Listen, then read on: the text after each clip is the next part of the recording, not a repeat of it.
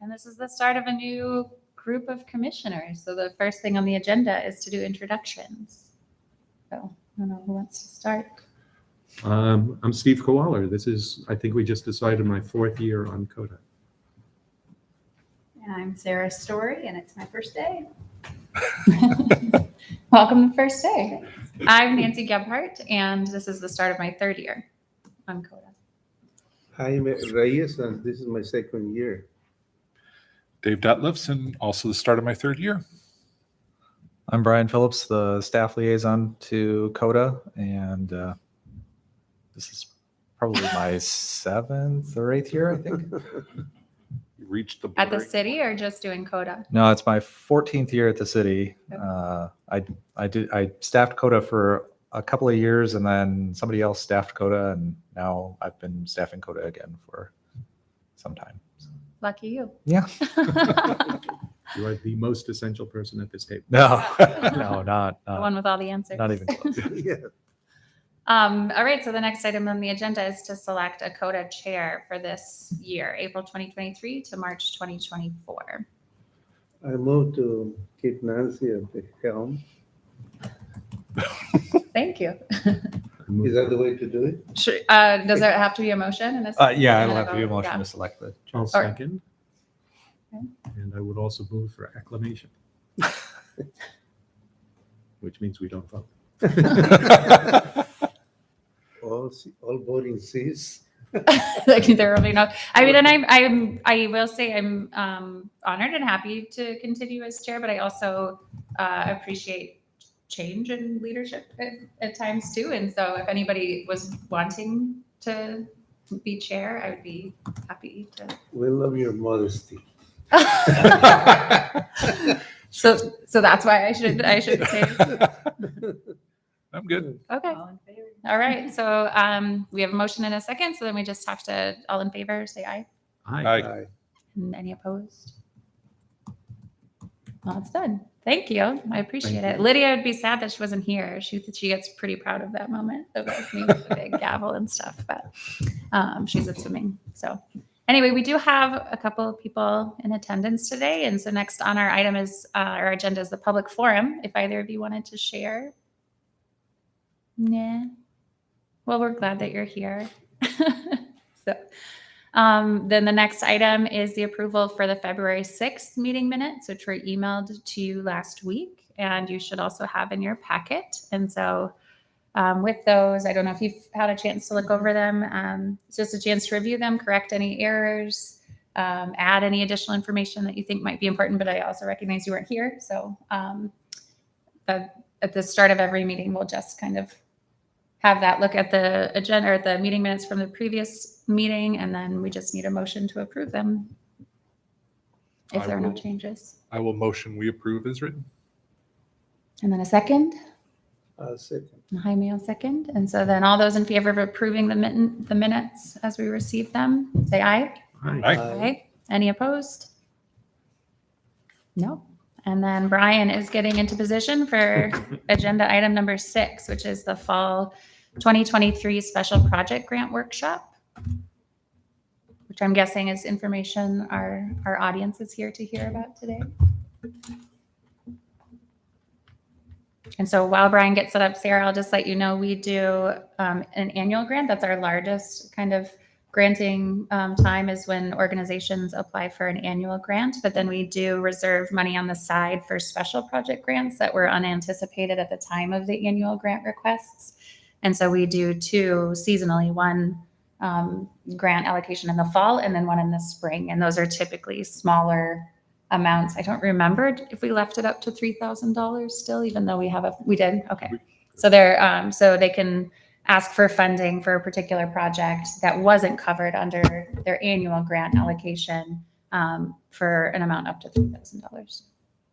And then we'll all have to review them and then kind of vote on how to distribute the funds.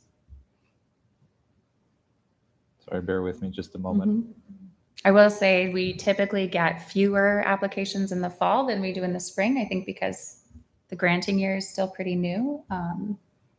So that's, I think, just something to keep in mind too, as we're deciding how much, because the amount we have to designate this year I think is just under $9,000. And so whatever we allocate for the fall projects comes out of that 9,000, which then determines what we have remaining for the spring grants too. So Does that mean it's wiser for people to consider proposing for the fall than the spring? potentially, I suppose, but it's also predicted, or it's dependent on when the project happens, right? So there are date parameters. So the fall projects are anything, I believe, July 1 through the end of December, and spring projects are January 1. So I think that's probably the more important component or decision-making component. I'm not sure we've ever drained it in the fall, so. No, I think we usually get 2-3 applications, maybe at most. So, okay. Sorry for the delay. I think our potential applicants are fairly experienced at this, so we'll go through pretty quickly. These are for this grant is for opportunities and circumstances that can't be anticipated within the annual grant process. We have I've gotten my notes. We have $5,907 for fall and fall 2023 and spring 2024 special project grants. These will hit in the next fiscal year, and so that's the amount that's been set aside for those two grant opportunities. So this is, as we stated, for projects that are going to occur after July 1st, but before December 31st of this coming year. Today's the workshop where we'll go over these requirements, and then applications are due 1 week from today. At the May meeting, we will have hearings with the applicant agencies to give a presentation about what they are applying for and answer any questions from the commission.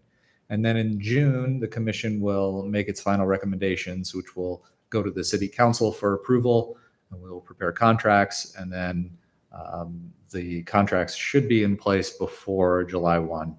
I apologize, that should say June 5th, 2023. And then the last Monday of January is when the final report is due from the agencies that received grant funding.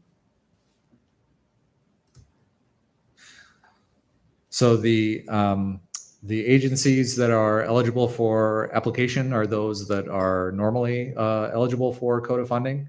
They have to be located in Ames and have bylaws and a mission with specific arts goals. They cannot discriminate.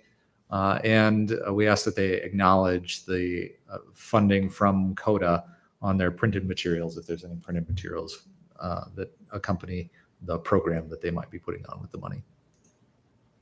They have to demonstrate a need for the financial support and show that they take advantage of opportunities to earn income through things like ticket sales or other methods of raising funds, so that the CODA funds aren't the entirety of what is putting on the program. So they have to demonstrate efforts to obtain funds from elsewhere. At least 25% of the program funding has to come from another source. They have to show that they're responsible and that they know what they're doing when they get city funding, and ultimately answer the question, who will be served by the programming and how will they be served by the programming? These are a list of the activities or products that are not eligible for funding through the special project grant process. The applicants will need to sign and submit the application and have it signed by somebody who's authorized to do so on behalf of the organization. They're not required to provide supporting materials to accompany the application, but if they feel like they can't explain the proposal entirely within the space that we provided, they might attach a separate narrative. They need to attend this presentation and then be present at the next CODA meeting for the hearing. The hearing is the required component. And then the applications are due in the city manager's office again by 1 week from today. And here's my contact information and where to submit the applications. The applications are live on the city's website right now under the CODA page for boards and commissions. And so applicants can go on there at any time and pull down the application materials and submit away. That's it. Nicely done, Brian. And just to clarify, it is not required to be at this meeting. It's just strongly encouraged. And so even if you're not here and you want to apply by next week, that is still allowed. It's just the required meeting is the next one where we do the hearings.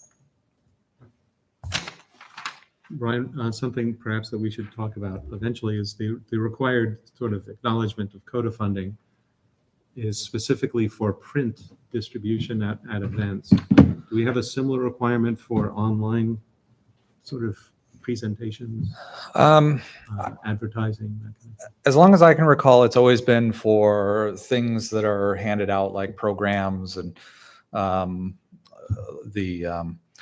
maybe posters or other material. I think that most of the agencies that receive CODA funding do a pretty good job of trying to stick our Commission of the Arts logo or some acknowledgement online or in places where the opportunity presents itself. But if you wanted to tinker with that requirement and clarify how you would like it, like the acknowledgement to work, you're more than welcome to we can have a conversation about that at a future meeting if you'd like. Are you thinking, Steve, like a lot of places on programs are going to like QR codes? Well, there's that, and there's also promotional materials that are online and so on. I think you're right. I see it a lot, Mhm. a lot more than we require. So it might be worth looking to see if people are doing it already. Then there's no reason to make them do something they're already doing. And I think sometimes it's nice if the funders aren't like right on the front of the webpage. You know, like I Yeah, think yeah. that I in the think it fine can print. detract from like the program or the thing itself. And so allowing them the flexibility to put it where it makes sense, I think is nice too. Mhm. Yeah. Any other questions about fall 2023 special project grants? Did we keep the same worksheet that got changed to not have the auto calculations that were the same Excel sheet? I think we've taken those out. Okay. Um, Because I know we did it for the annual grant worksheet, but I don't know if we did it for the special project grant worksheet. I don't know for certain. I'll double check and make sure that the cells don't do strange things Okay. that they shouldn't be doing. All right. Sounds good. Any other questions? No. So at item 7 is discussing not-for-profit eligibility for CODA funding opportunities. And this is something that came up at a previous meeting when reviewing CODA eligibility requirements. And we asked Brian to gather information about whether or not it's possible to extend CODA funding opportunities to the, organizations who operate as not-for-profit and not specifically have the designation as nonprofit organizations. And so that's items on the agenda today for discussion. And Brian did send us, and I'm assuming it's also in your packet, but a memo outlining the information that he gathered on this topic. So were there thoughts or questions about the information Brian shared?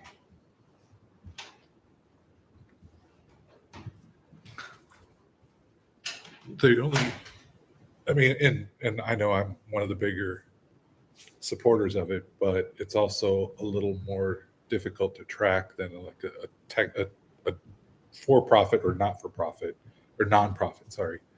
So is that something we need to? Because you typically, I don't think you register a not-for-profit, other than you just you can register your business with the county or the state or whatever. That's Yeah. typical, but. I would think that you would still go through the Secretary of State's business entity registration in order to have the rights to use that business name, Right. whether it's a not-for-profit or non-profit under federal law. I think that if your intent is to allow individuals or for-profit groups, then I think to apply for CODA funding, then I think we would need to take some action to clarify those criteria in our documents. I would be a little hesitant about opening up CODA funding to individuals. That I think could be tricky for us. But I think what has historically happened is we've used the term, CODA funding is for nonprofits as a term of convenience, right? Not making the distinction that an entity might make under federal tax law between nonprofit and not-for-profit, because I just don't think that distinction is there under Iowa law, and that's what we really care about is what Iowa law says. But Brian, in your memo, you have item 2 and 4. Is that an or an and? Those are two separate. So those are the only two references to taxes or to nonprofit status Right. that appear in our documents. Okay. So both of those are in the document.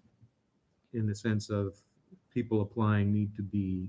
Yeah. Both of these? Yes. One of these? None of these? Both of them. Both of them. Yes. And so changing that is up to us to be approved by the council. Well, I think we need to step back and determine what do you want it to do that it's not doing right now, right? Right. What are you trying to accomplish by doing that?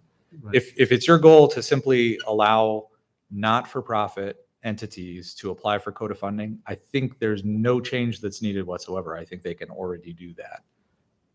if they have a tax exempt status because they've communicated that purpose to whatever legal authority decides that, right? Is that what you're saying? Like, because you said the Iowa Nonprofit Corporation Act had been expanded to include not-for-profit organizations too. So that's included there, but they would still have to be receiving a tax exempt status. So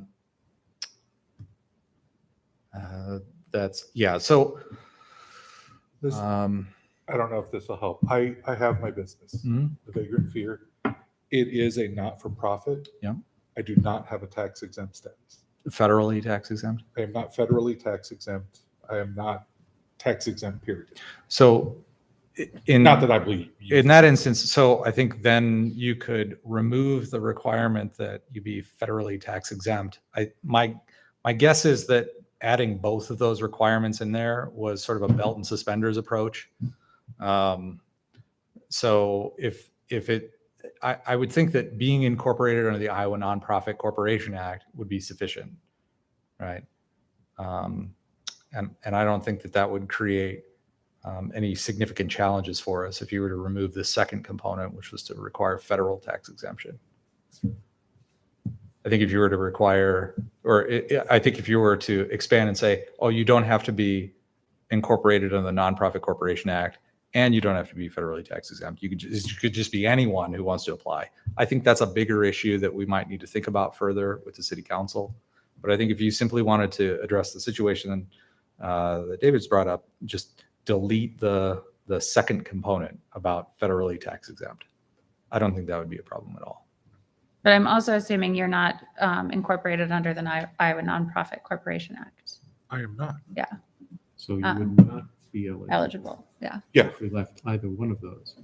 Correct. And so I was thinking of like other local projects and programs, like just to give another concrete example, because maybe that helps, is there's the project called the Collective Mending Sessions, which is again a not-for-profit arts community activity that travels to different places around Ames and beyond, that operates as a not-for-profit but is not registered as a nonprofit organization under this. And we've issued corporation. contracts to that organization. So I don't think that. Really? Yeah. So if someone give you a donation, Then how? is that donation non-deductible from taxes? The way it works, with a not-for-profit, I had the option of either creating a separate EIN for Vagrant Fear or to use my personal Social Security since I was in charge. I opted to go that route just because it's easier for me personally, but that's an option. But everything that I do that way, it still has to be claimed. Everything has to be claimed as a business. I see. The reason that I think I originally started talking was that nonprofits, yep, governments work with nonprofits all the time because they're not designed to make money. Not-for-profits are typically the businesses that are starting up because there's a lot of hoops to jump through to get to the nonprofit status, or maybe they want to build and they want to become a for-profit, but at this point, everything that they bring in is going right back in, so nobody's making any money. Right, right. So it was a thought Or of- they potentially just want to exist as a not-for-profit Right. permanently, but without the connection to the, to Right. the tax law and other things like that. Yeah, right? and I, when I looked into it, there was a lot, and I'm like, I don't even know if I'm going to survive a year, so I don't want to do any of this extra stuff and pay or whatever and do it. So the thought was to give them more of a kind of a jumpstart ability if they want to try to do something in the arts, but are just kind of almost more of an experimentation to see if they can get up and running. And that's why that was my thought on it. So So I guess as Brian was pushing before, the first thing we need to decide is, do we want to open up the possible applicant pool beyond nonprofits? If we decide we want to do that, then we have to figure out how to allow that without opening the floodgates to every Tom, Dick, and Harry, as they used to say. I think the ball comes back to you. I don't know what you want to do. I need you to tell me what you want to do. it would Yeah. make Just sense. tell us what we can do. Well, it would make sense because I know you were saying just in what you were saying, Steve, is you don't want Jaime to just walk in off the street and go, "Hey, I'm going to go play a trumpet on the corner. Can I have $500?" I didn't know he played the trumpet. I don't know either. Multi-talented, but maybe have a requirement that they actually have to exist as a business and have filed to kind of maybe go against the fact that it's not just somebody off the street looking for a one-time cash grab to try and do something. But if they're more of a business, then they've kind of already put in some of the work to get there. And it simplifies them dealing with the city on the contract and so on. Yeah. Since they presumably have done that before. So then you could have a for-profit dinner theater, for example, looking for CODA funding for a production, let's say. True. Do we want that? Maybe, I don't know.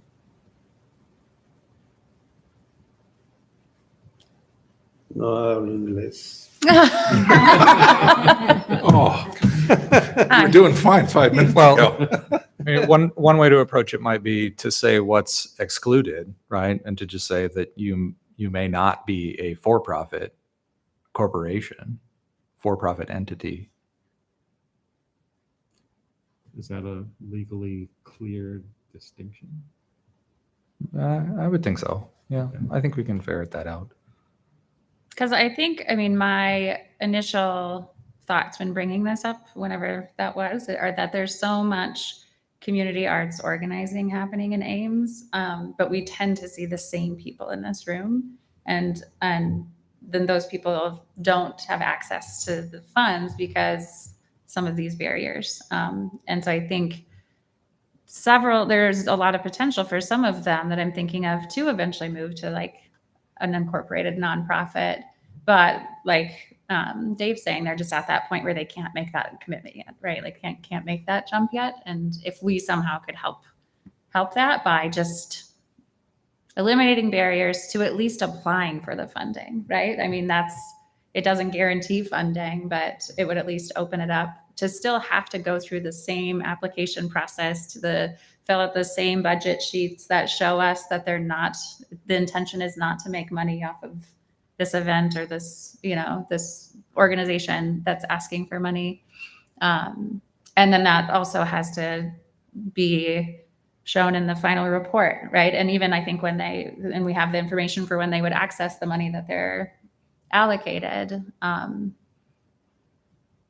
I think there's the potential for people to take advantage, but I tend to stick with that most people won't, right? I think the fear of people taking advantage of the situation is much more is much more minimal than the benefit it could actually bring to a lot of other people. And that's what we're here for, Yeah. is to read proposals and see Yeah. if it makes sense. Yeah, We may have to be more diligent, right? In that's what they the pay us question big that, bucks. yes. Well, and it may, if there is somebody who comes in to try and manipulate the system, that's a lot of work. A lot Yeah, of time to go through. Is it really, worth it to try and go against us just for that cash grab? So and it's not that much cash. no, it's not. They probably got better sources out there to try and scam off of. I do like the idea of diversifying the pool. Yeah. Even if it puts pressure on the old standards, that's a good thing. If they find they have to up their game a little bit. Yeah. I'm sure Mhm. they're up to that challenge. Mhm. I think it's great. It'd be great information for the city council too when we submit what people are asking for and it would have that then documented within the city that all of these places are existing and operating and creating art in Ames. And I think it would actually help in the long term to potentially continually slowly keep increasing the amount of funding that's allocated for the arts because of that. If we could show how much is actually happening. Yeah. And what the need is for funding at the same time. A lot of the rules for applying, as we saw in Brian's presentation, sort of preclude for-profit people going after this. Right? Yeah. There's no salaries, there's no infrastructure. Right. That kind of thing. No debt pay down. The kinds of things that for-profit places have to really worry about. I think the fact that it's also that kind of reimbursement system as opposed to we don't just give them a check for $5,000, right? And then they tell us how it was spent afterward, right? They have to Right. submit to the city. Yeah, our philosophy is, and long has been, that we're buying services. We're not funding Yeah. agencies, right? We're buying a program or a service. Sarah, you've been pretty quiet, and I know it's day one. Any thoughts? I would just agree with everybody saying that diversifying the pool is what would benefit Ames in the long run. I mean, I know a lot of local artists that are starving artists and they, because they can't afford to pay an attorney to get nonprofit status, they can't apply for many grants.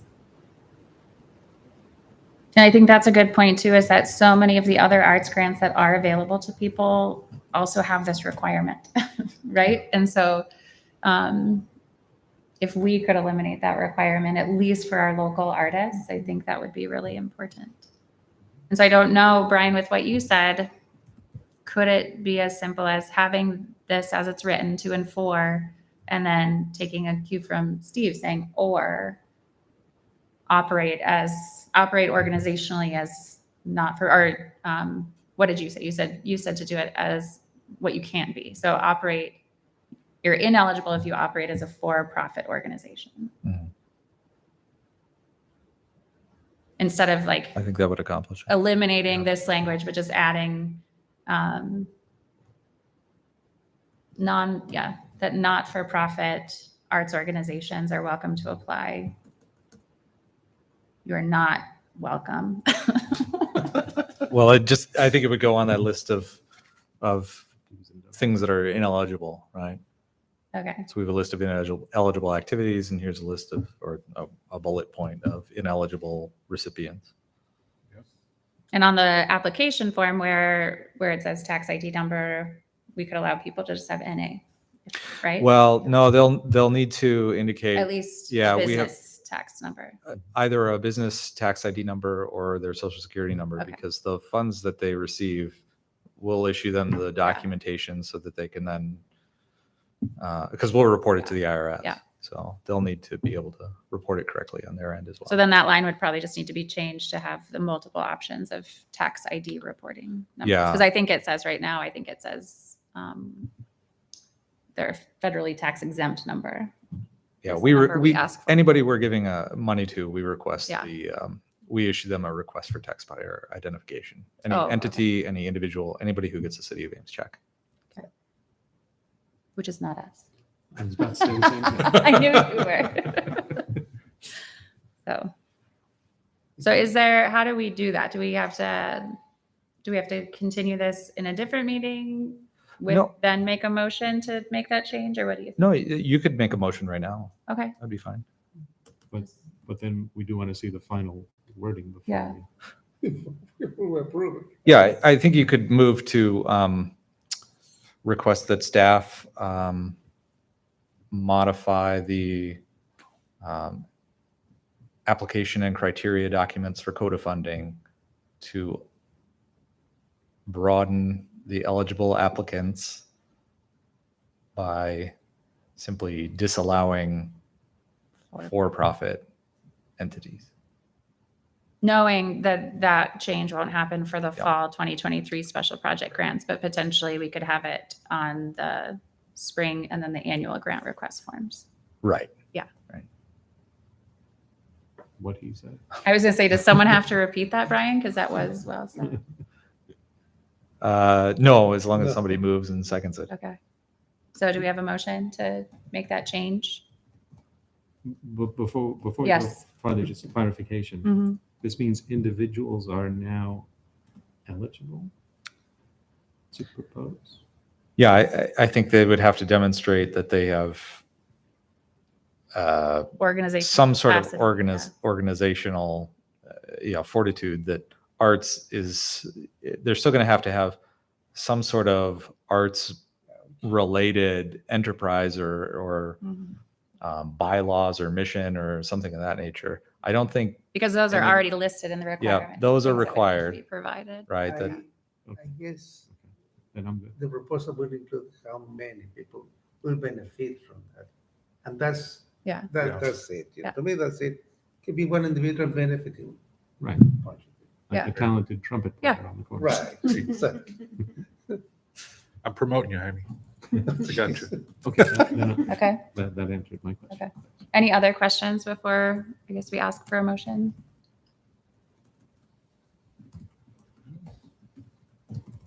Good. I appreciate this discussion, and I do think that this is a really valuable thing to do, especially to support the arts and aims. And I think that's our purpose. And so I feel really good about doing that. So I hope you do too. Did you write everything? Did you write the minutes? That's what Brian does. That's why he's typing away there. Right. All right, so do we have a motion to make that change as Brian described to basically add the exclusion of for-profit organizations from CODA funding in order to serve the purpose of expanding funding for other not-for-profit arts organizations? Can the chair so move? I move to, can I? I move to do that. I'll second. Okay, all those in favor say aye. Aye. Any opposed? No. All right, great.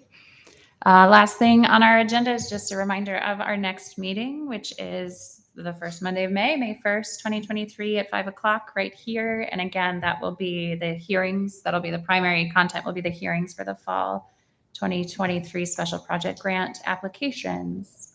Which we will receive beforehand. Yes.